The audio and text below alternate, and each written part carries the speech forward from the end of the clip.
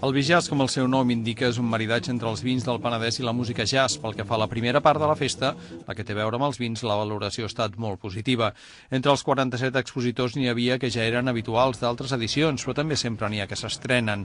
Era el cas de Torres Prunera, un petit celler que participava per primer cop al vi-jazz i que considerava que, tot i que era un esforç important, valia la pena.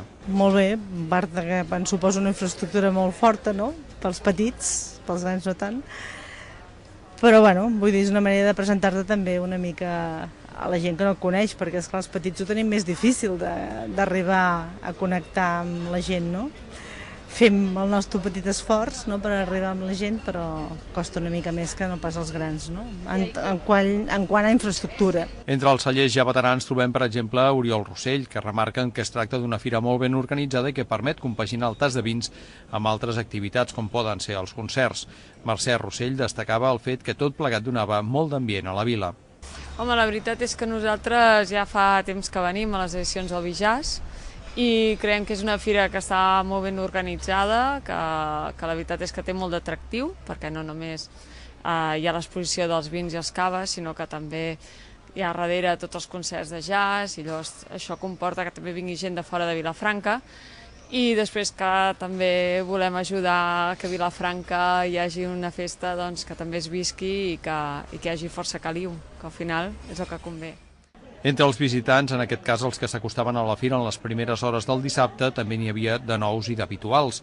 Entre els que venien per primer cop també es valorava com a molt positiu tot el muntatge que hi havia a la Rambla, però potser es trobava a faltar una mica més d'oferta gastronòmica per acompanyar els vins.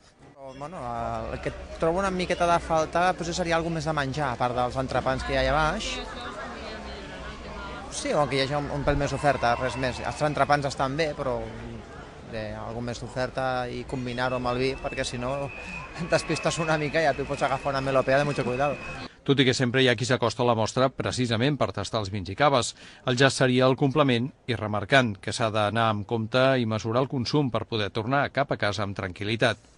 El cava, el tastavins. El jazz també, però bueno, és allò que dius, és un complement per nosaltres. Fas el tast i després et relaxes en allà i llavors tornes cap a casa, els Mossos. Les millors hores per poder degustar els vins amb tranquil·litat eren les primeres de la tarda, ja que és quan hi havia menys gent a la Rambla de Nostra Senyora. Ja més entrada a la tarda, amb força més gent pel carrer, tot plegat resultava una mica més complicat.